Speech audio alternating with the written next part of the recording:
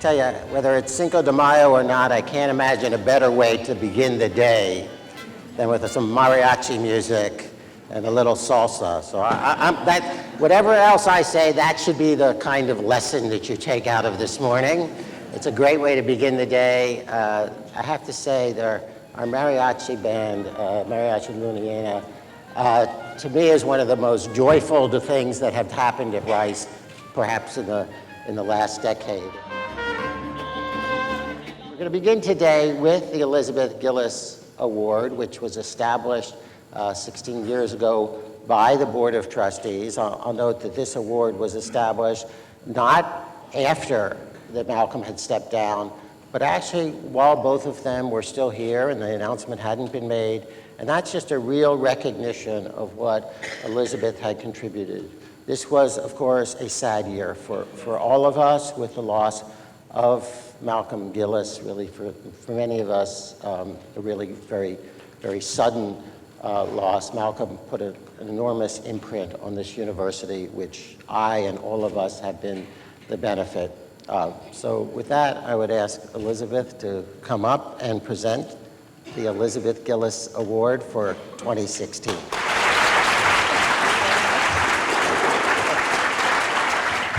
So it is my pleasure this morning to introduce this year's recipient of the Elizabeth Gillis Award.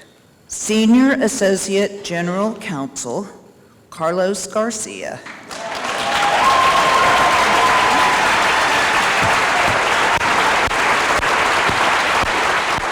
Carlos has been at Rice in the Office of the General Counsel for over 20 years. His work touches every area of the university.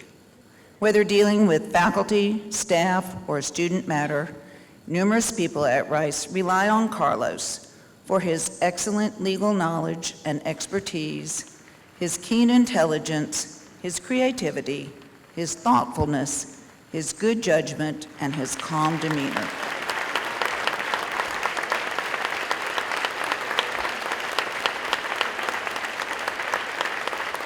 I thought the payoff this morning was about the breakfast tacos. This is really a huge surprise, and I do try to stay calm when we're working through the many situations that come into our office. I get kind of emotional about my own stuff, though, and so I hope I don't get too emotional on you here. I'm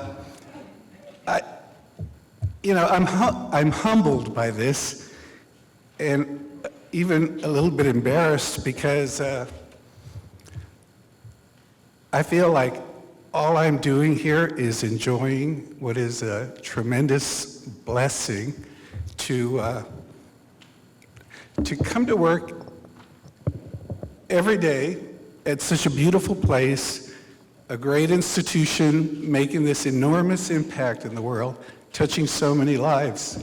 So if I ever forget that's what we're about here, then I think that's probably the day I'll hang things up. But from the beginning, I felt like I was led to Rice, and I still feel that way.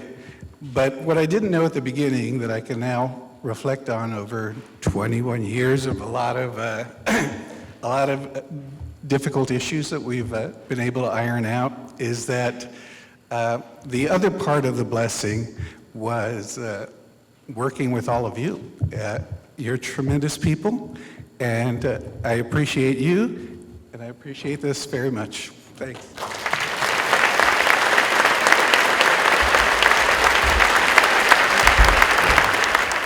So I think on many fronts it was a successful year. New programs have been launched. The Door Institute for New Leaders under Tom Kolitz is off to a running start. As I just mentioned, the Lou Idea Lab for Innovation and Entrepreneurship.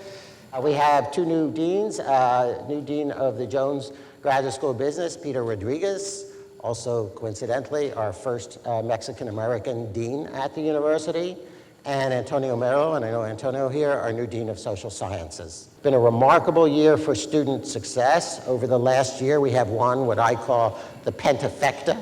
No, I'm not taking the endowment and betting it at the horse track.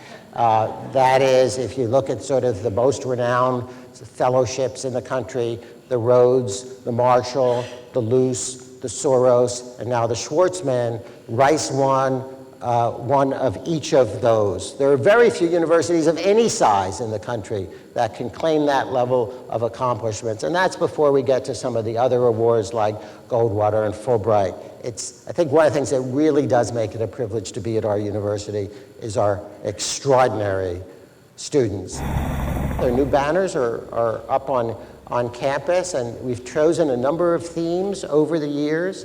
Our most recent theme was sort of the international aspects, a lot of photos of our students and colleagues. Our new theme is really celebrating the diversity of Rice. I think the banners, for me at least, that have been most uplifting as I spend time on the campus have been banners depicting us, all of us. I think one set, Ping and I even showed up, but a lot of you from folks across the campus. And as you'll see, we're a remarkably diverse community. And this is one of the most important issues being talked about in higher education today. It's one of the most important issues for our society. It's Houston, as you have heard, according to the sort of statistical analysis and the work that Steve Kleinberg does, by some measures, Houston is the most diverse city in the country. And we have the fortune to be a very diverse campus, which is not to say there is not more that we can do.